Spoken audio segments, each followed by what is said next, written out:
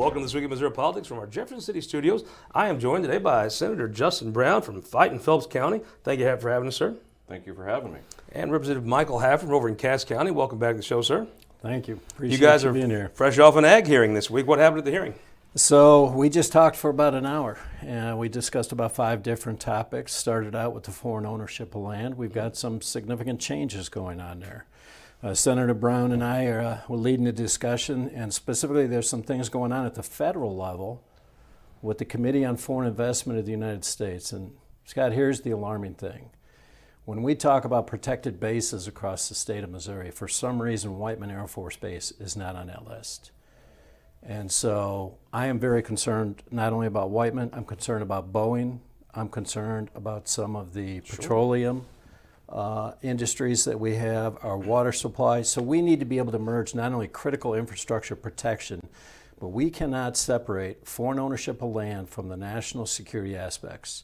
We are not going to count on the federal government to do our job. We're going to take care of that right here. So what's the difference, though, if the Chinese government buys a plot of land or leases a building in the United States? What's the difference?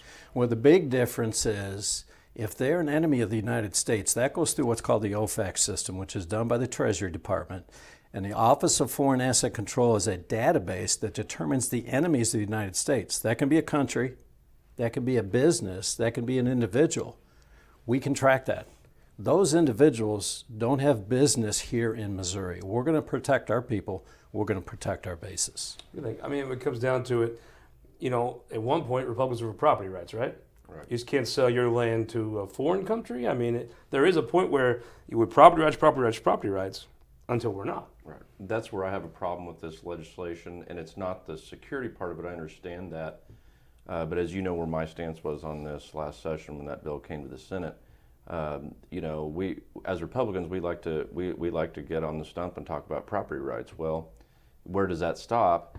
And you know, we also got to look at what this could potentially do to our soybean market in this state. You know, I mean, we briefly touched on this today about, you know, what happens if China, I'm using them as an example because they're by far our biggest export to soybeans. What happens when they decide to start investing down in South America? The only thing South America lacks right now in taking over that market, and maybe even the beef market in this country, is infrastructure. They don't have good roads and bridges, you know, but they definitely have the land and the workforce to be able to do it. And you know, they start going down there. You know, we could go backwards in a market that we have tried to establish, you know, over the last 40 to 50 years. That could disappear pretty quick. It is interesting. When there was the debate about grain belt, property rights were at the forefront. You should be able to not sell your property. You should be able to keep your property. Now it's the government. You don't have to sell to the government, but for a better price because of all the work people like yourself did. But what do you say to someone that they want to sell their farm to a foreign country? It's their property. They paid them for it. Why can't they? Well, Scott, here's the difference. And this is why I said we can't separate the national security aspects. I want to see the foreign investment here in the state of Missouri. I didn't get a revenue estimate when we came in today, but during about a month ago, we're going to be down about 6-7%. The friends and allies of the United States, those that I partnered with as a forward deployed combat commander, I want the Great Britain's companies coming in here and investing in Missouri. I want the French coming over and invest in Missouri. But I want to be able to protect the national security aspects, and I believe that we can thread that needle. We can protect Missouri agriculture, but we got to do it in a way that matches the national security framework, and we keep this out of the courts. You're threading a needle, right? It is a very, very tough law to write to protect ag and to protect, you said, protect the Air Force bases and the critical infrastructure. That is a tough needle to thread, right? Well, and I think that we talked about this, what happened with the state of Florida. Because the state of Florida, the House version, where we had the enemies list that came out of the Committee of Foreign Investment, what ended up doing is Florida took that template and they modified it for the state of Florida. They're a little bit different than we are agriculturally. They're in the courts right now because they did not reference and go back. It is a constitutional requirement for the federal government to determine our friends, our allies. And so I think that if we reference the federal government through the Committee on Foreign Investment, that enemies list, I think we can keep this out of the courts, and we've got some work to do, but I do believe that we can protect Missouri agriculture and protect the Missouri marketplace. Let's talk about this in the Senate. It really broke down. On the management of tax credits, we're a great example. You have rural guys together, then you have suburban guys that are, maybe they just don't see the value in the rural way of life like they do. Right now, who are you more afraid of? You afraid of an urban Democrat or a suburban Republican? Well, that's a good question. There's not a lot of difference, you know.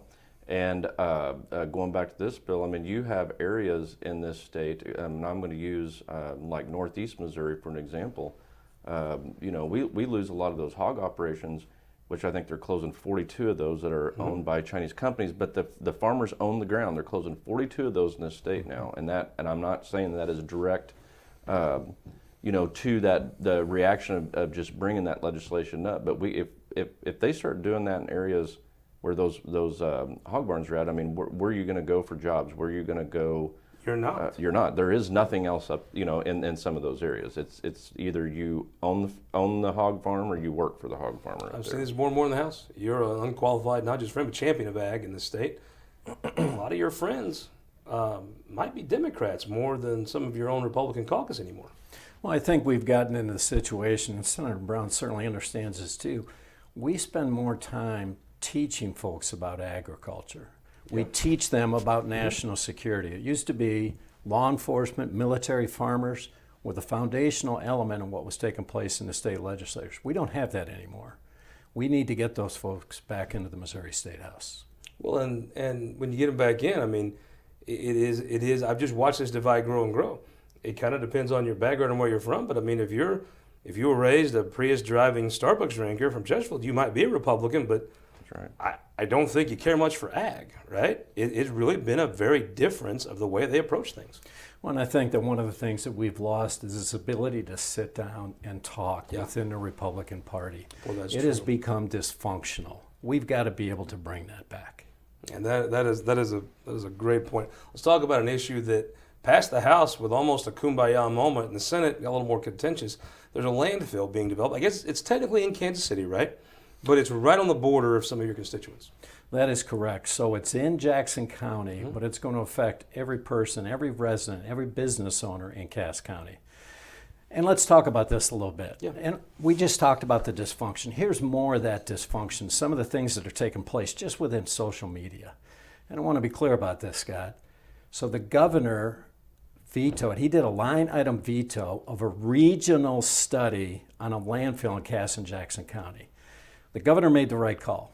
And the reason for that, had we gone for a veto override, what would have taken place, there are 7 landfills that serve the Kansas City area. 3 are in Kansas. If we did a regional study, they would have never been considered. In the regional area of Kansas City, there's only 1 landfill that services Kansas City.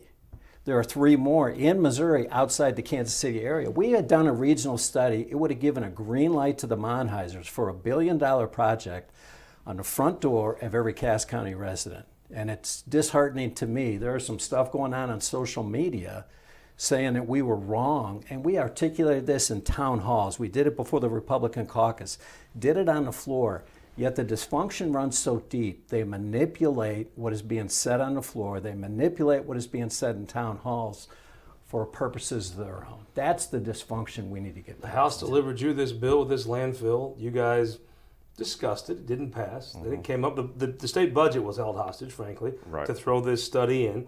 The governor nixed it. I don't think there was anywhere close to 18 votes to override that veto if it would have come to the floor. No, there was not. I assume this landfill bill will pass out of the House in several different bills next year.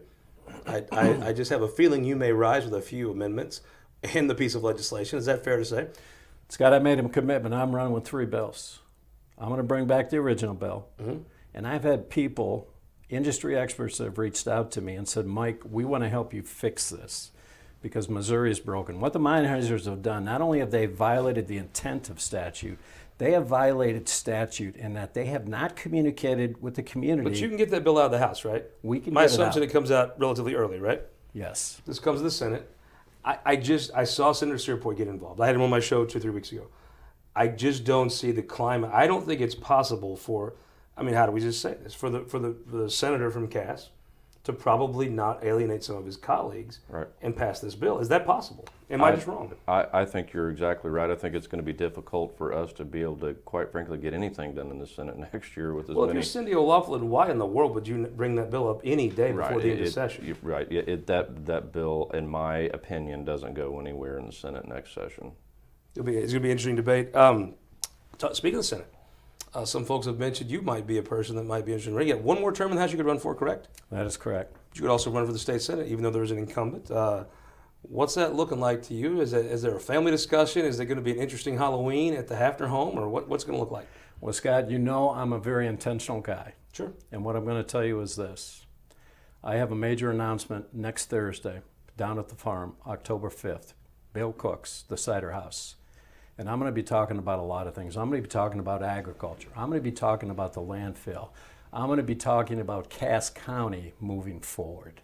And we'll wait for that discussion there. Let's talk about another race before you guys go. Governor's race. Heated up. All three candidates, full, running hard. Where's the race at right now? I think, everybody knows where I'm at with this. I'm definitely 110% behind Mike Kehoe, as a man I've known a long time, literally most of my life. And I think he's going to pull it through. He's working hard, and hard work pays off. And some of the polls that I've seen are going the right way for him. I think. Jay Ashcroft, it was possible he could have ran away with this. Right. He hasn't. No. Either I'm not sure it was as possible as people thought anymore for someone to run away with a race like this, but he hasn't. Bill Eigel running a great campaign. Mike Kehoe banking the money. I mean, I think this is legitimate. I don't know if you could say it's a three-way race totally. Bill Eigel's definitely a factor in this race. He's a factor. It could be. I would not count him out. I don't think you'd ever say he couldn't win the thing, but he probably needs some more things to go his way than the others. But I do think that as this race has unfolded, whatever the odds were on a Kehoe can't win has increased. Right. And and Mike Kehoe, in my opinion, is just exactly what the state needs, coming off of, in a couple of years when we're out of ARPA money and we actually have to balance a budget in this state again. Mike Kehoe's a businessman. He would be the best retail governor this state has probably ever seen. Probably the most experienced person to be governor. Right. Who are you with in that race? I would say, you got to look at what Mike Kehoe has done, especially over the last 3 to 4 months. And what I appreciate about Mike is the roundtable discussions. It doesn't matter the issue. He's going to sit down. He's going to talk. And Senator Brown, you said it right on. I mean, this is a businessman. He knows how to run a business, and we need that in the state of Missouri. Great. Representative, thank you for joining us on This Week in Missouri Politics. Senator, thank you for the time. Thanks, we Scott. have one of your constituents, Jack Cardetti, coming on now. That's right. That's right. Cardetti family's been, I think I'm about to convert them. They're big. They're good supporters of mine. Well, best of luck with that. You'll have earned your spurs if you do. St. James' own Jack Cardetti joins us. But first, go to showmissouri.com. This is Missouri one county at a time. This time we have part one of our conversation with a great stateswoman. The Chief Justice of the Missouri Supreme Court, Judge Mary Rose Russell, and the Clerk of the Supreme Court, Betsy Abishon, joined us for about an hour discussing their careers, everything that went into the roles and how they take them on, and her job as Chief Justice. ShowMissouri.com. This is Missouri one county at a time. We'll be right back after this. For more than a century, the St. Louis Carpenters Union has shaped our communities. Through trusted alliances, we deliver skilled professional craftspeople while our business partners provide the kind of quality jobs that keep our economy humming. It's a blueprint that has worked since 1882. Turning Missouri into a right-to-work state stalls progress, wipes out jobs, and kills momentum. Right to work is wrong for everyone. Let's keep Missouri moving forward. Visit carpdc.org to learn more. Data captured by our state-of-the-art monitors helps us pinpoint the timing and location of severe weather more accurately and respond to trouble more quickly. Ameren Missouri's investment in smart technologies like this is one way we're improving reliability and restoring power faster than ever. Responding to trouble before trouble hits. That's energy at work. Ameren, Missouri. Welcome back to This Week in Missouri Politics. Opinion Maker panel time. I got two guys with so many opinions. We only have time for two of them. Branden Rathert, Wake Up Mid-Missouri. Welcome back to the show, sir. Glad to be here. Thanks for having me. He's got that great voice, doesn't he? Jack Cardetti, the Prince of Phelps County. I don't know if I call you Democrat strategists, maybe all-around strategists with Democrat roots. Here we go. I have a face made for radio, so glad to be here. Let's just jump right. Jack, you've seen a bunch of these. The speaker was in the news last week. He, I guess, wanted a new constituent services computer program. Kind of like if you're a realtor, you keep your sales contacts or whatever. In this case, you keep calls and keep track of everything. Looks like the staff didn't want it, and it kind of erupted into a little fight. Yeah, I mean, I'm always surprised when the staff wins out over politicians. It doesn't happen all the time weird, here. But it did in this case. You know, one of the things I think everybody, Republicans and Democrats, people don't understand is how big of a job constituent services is when you're elected official. You can make all the right votes, you can do all the right politics lined up. If you're not answering your constituents' calls and emails and putting them in the right direction where they need to go in state government, navigating that, you're in trouble. So it's a pretty important issue. And there's some hot spots for that too. Central Missouri, big hot spot. A lot of state employees, lots of constituent contact. Wherever there's a college, lots of constituent contact. When you get out in some parts like the suburbs or something, I think that's less important because it's not as personal. But back home, it's like a county commissioner. Well, county commissioner ain't going to get beat really for votes. He's going to get beat because he didn't grade the road. Absolutely. I mean, out in rural Missouri, they obviously don't want to come into contact all that often with government a lot of times. Exactly right. But to your point, though, it's really important that they get that right. Because if you don't get that right, you're going to have trouble on the other politics. It's funny, though. It was I think, not a coincidence, right? It was an odd situation. I know the chief, the clerk of the House, very professional. Those emails, you've been around the news for a while. I don't think that was a coincidence how that all unfolded. And then they went to everybody's, as long as you're a Democrat's favorite outlet, The Independent. Very interesting sentiment. I don't think any of that was an accident, right? So, and I got to say, that was my first take too. Okay, so it's the Independent. I also look at timing too. Dean Plocker going to be running for a bigger office. Yep. And right now you have kind of word against word, and you talk about the importance of what these legislative aides do, people in constituent services. I've answered the phones for State Rep Cherie Tolson-Reich one time doing constituent services just for the heck of it. There's a lot of work to it, and those are the people, kind of like Jack said, they're the ones doing the groundwork on behalf of those word. The word is, it's nothing wrong with wanting a better constituent services contract. It's not like you were trying to go pay for a highway for a donor. It's just whether you think they should have a different one or not, I guess is very subjective. But I saw it was made to be this cryptic scheme and all this. Well, and that's the thing, and that's why I go word against word, because the way it was portrayed, according to the Independent, was that he was pushing for this, and there's also concerns about then who has access to that database. Yeah. Is it something that could be used for campaigning purposes later on, where legal you can't do that, and so that's a fear, and that's why I say word against word. Obviously, Mr. Plocker says, I didn't do anything wrong. And you have somebody saying, well, it just felt he was really pushing for this, and they felt that it was odd. Look, it's tribal. Look, the fact is, it's the worst kept secret in town. The Speaker's staff is not on his side. The Speaker's staff is part of a tribe of other lobbyists that didn't like this other lobbyist, and it is maybe, I don't think you would ever have a management program about how this House staff is ran right now. Yeah, whenever there's controversy, the winner is almost always the status quo, and that's what happened in this case. I think that's why we have you on the show, right there. Yeah. I think that is totally right. Now let's talk about another thing: the small government conservatives got involved with. So the public goes and votes for pot. Now it might not surprise you. Pot's probably not my bailiwick. I'm a German. It's Oktoberfest. I like this elbow bend's real fine. Yeah. The state has came in, and somebody elected Republicans to be conservative. Nobody told the Republicans that they were supposed to be conservative. They've about taken the state's pot program and ground it to a stop. What's going on? Yeah, after Missourians passed medical cannabis in 2018, it actually was a really good program that's been rolled out here in Missouri. Hugely successful. It's brought more than $100 million in taxes and fees how much back to the state and veterans. And so it's really been popular, though a lot of that has to be attributed to Director Lyndall Fraker, who ran the program, got it up, took lots of heat from people to do it, but he ran a really good program, one that's kind of recognized across the country. There's a leadership change over there, and you do have a much different mentality. The mentality used to be, here are the rules, follow the rules, or there'll be consequences. Now it's, hey, as a small business, you have to come get a permission ahead of time for you to go do something. You wanted to put a new product, you wanted to put a new package out in the marketplace. We've got to tell you yes before you can ever do that. Are you just going to have to see the Republican Party?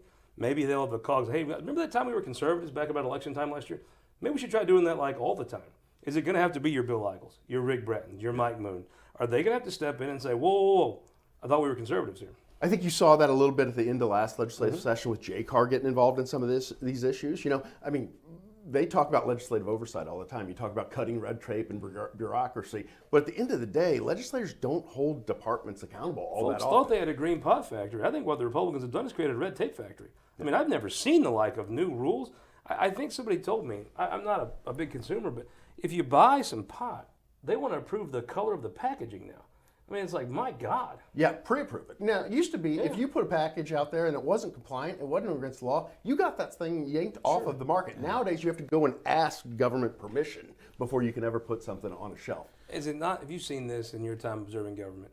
It's almost the ones that say they're conservative, you better watch. Because if you don't keep an eye on them old boys, they'll go nuts. Well, and here's what I look at when recreational cannabis, and I've learned that they like to refer to it as cannabis. It's called not pot. weed or pot or anything like that. But I like the nuance. But I think another nuance is you look at the counties that have the Boone, Kansas City, St. Louis, that I think largely they're responsible for legalized cannabis. And I'm cool with it. You want to smoke weed, smoke weed. So I wonder, and I can't say with certainty, but it's a question I ask. So now do we have conservative Republicans trying to maybe to an extent put a stranglehold on something that largely blew? You know what? I think it's the opposite. I think it's conservative Republicans just don't have the fortitude to stand up to the bureaucracy and say, knock it off. And I think that's the real, they'll talk about it, they'll tweet about it, but will they actually get in the room and tell the bureaucrat, back down?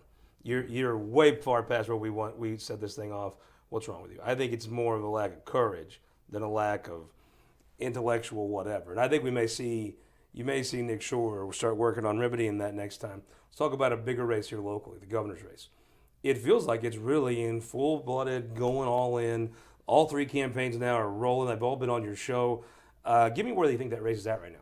So obviously the easy answer, Ashcroft name, Mike Kehoe, we talk about statesman. I think Mike Kehoe, he does that role very well. So when I look at those two guys, that's what I'm really looking at. Bill Eigel, he's the flamethrower. He's going to get those people. But I think it's Ashcroft and Kehoe, obviously. And I don't know, because Ashcroft, he has more news-making opportunities where he gets to get onto radio shows, he gets in the paper. We're in the role, and Mike Kehoe, I think, does an incredible job as lieutenant governor, pushing, Buy Missouri and a couple of veterans causes, which he works a lot on, but he doesn't do it in a public fashion. So what I'd be interested to see is when Mike Kehoe is out on the campaign trail doing some statewide stuff, because I hate to say it, that maybe he doesn't have the name recognition statewide that Jay Ashcroft has. There's no way he could, yeah. Well, yeah, because you've got Ashcroft, and he's in a news-taking position as the Secretary of State. With the Lieutenant Governor, how often does the Lieutenant Governor do anything that has news impact on the general public to Missourians? Where's the race at right now? So conventional wisdom is this is Ashcroft's race to lose, right? Certain dynamics have to take place for Mike Kehoe to have a chance. Now, the good news is some of those dynamics are actually coming true, right? Mike Kehoe's going to have to outraise Jay By a Ashcroft, significant right? amount. By a significant amount to get that name ID where it is, right? He's doing that at this point. Bill Eigel is going to have to siphon votes off from Ashcroft for Kehoe to be able to win.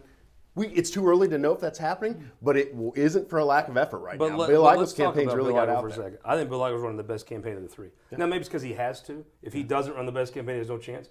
He is. I was at his kickoff event. Outstanding event. Let's ask you two questions. This was a question that's been raised the whole time Bill Eigel's running for governor. Is he running for governor? I think he is running for governor. Is he running for governor? Yeah. I think he is too. Is he a factor in this race? No. When he got in, I would have told you no. He's not going to be a factor in this race at all. This is a two-man race, not going to impact it. If he continues to get the attention that he's given, if he continues to raise sort of bundle these small dollar contributors, he's going to take votes away from Jay Ashcroft. So I'll do you one better. I think he's running for governor. I think he is a factor in probably taking some votes Ashcroft would naturally want, but I think he's a factor that could catch fire. And the reason I say this, Bill Eigel is the best one of those three at taking two sticks and rubbing them together and getting a fire. Remember, he did that flamethrower thing, and everybody that Bill Eigel needs to hate him complained about it. He plays those liberals like a fiddle. Yep. He played the Post-Dispatch. Oh, my God. If he could have called the Kansas City Star and said, I'll give you $10,000 to write a story about me, that's exactly what his campaign would have had them write. He's a genius at it. But the thing, and kind of like you alluded to earlier about Trump, the flamethrower and the things that he says, and I wonder that even a conservative appetite for some of the what we call the flamethrower behavior and the hot takes and all this, and look what I said on Twitter, and I'm going to get on a radio and say this about this guy. I wonder if there's a diminishing appetite for that kind of behavior, even amongst conservatives, Republicans, or are they saying, hey, we're kind of tired of this. Give me substance. Tell me what you're going to do and knock it off with the other business. I mean, that stuff worked for Eric Greitens first time around. 100%. Didn't work for him second time around, right? So there may But you may have had be a person playing that same playbook a little better than him at it. I mean, that's what I think. I'm not sure the tactics changed. I just think he was running against the headwind of a guy who's really good at this. Yeah. Another quick question here before I let you guys go. Shutdown. Will anyone in Missouri notice? No. Will anybody notice? If our military doesn't get paid, if our Social Security checks don't come out or whatever, for the first time, people pay attention, right? 100%. People pay a little attention right when people take office. They pay some attention right before an election. But in the middle section here, they don't pay all that much of attention. This would change. Can that happen? Yeah, I think it will, and I think Republicans will pay a huge price for this. If the government shuts down, which I assume it will, how long does it shut down for? I mean, it Until could be those checks weeks. don't go out? I mean, it could be weeks. How long does it take? It can't. I've seen the government shut down several times, and I don't remember Social Security checks not going out. Yeah, I think it could take weeks. So if it here, takes a because few weeks, Kevin then it does? McCarthy, right? The same rational people that you're saying, okay, we got to get Social Security checks out. I'm not sure there's people in Kevin McCarthy's Well, that caucus admin that care about that. The admin funny looking dude, I bet he doesn't care about any of that. They don't the care about goofball that that at got all. mad at So- your show, that weirdo, I bet he doesn't care. Yeah, no, absolutely. And that's what Republicans are going to pay the price on, because some of this, running the government, some of this stuff is very easy to do. You got to But when get to you screw there, that right? up- Yeah. Nobody's going to feel bad an IRS agent didn't get paid. Matter of fact, a lot of folks would be for that. But your grandma didn't get her Social Security check, that's a problem. Absolutely. I think if it gets there, now I think people care, right? Sure, once it starts affecting me, I care, and I'll go back to regretful Biden you go. voters. It's like, I'll vote for Biden because rainbows and unicorns and Trump, and now it's affecting them, and that's why I think we're seeing, poll numbers changing and more support, more distaste for Joe Biden because it's affecting people. I think the same thing with a government shutdown. I'm not gonna listen. If it doesn't get in my way today, I don't care. If it gets to where we have people that aren't getting paid, yeah, it might be an issue. With a minute left to win the week. Well, so, I think that if you look at what happened this legislative session and during the veto session, Lincoln Huff continues to be one of the names out there that not a lot of people know that really is driving the agenda in Jeff City. There were a lot of veto overrides that have been attempted in the House, and yet Lincoln Huff shut that down. He's also one of the people responsible for the fact that we're going to have a brand new I-70 through here. So I think he continues to have an outsized influence on Missouri government. He won the league. Guy that did a great job on your show. Yeah, he did. He had a great answer. We asked him about why didn't you even take the vetoes to a vote? Couldn't you get some political play and say, hey, we at least took it to a vote? And he says, we just, why waste the time? Winner of the week, I hate to say it, Kansas City Chiefs, Travis Kelce, and Missouri because of Taylor Swift. I'm going to say that the entire process that led to a female majority of Missouri Supreme Court, maybe just for a month, but from the commission, Judge Russell to Governor Parson to new Judge Kelly Browniak on the Supreme Court, a majority of women on the Missouri Supreme Court were the first time they won the week. We will see you next week for This Week in Missouri Politics. I'll see you in 2 weeks. Hannah Beers will be sitting in this chair for next week for This Week in Missouri Politics.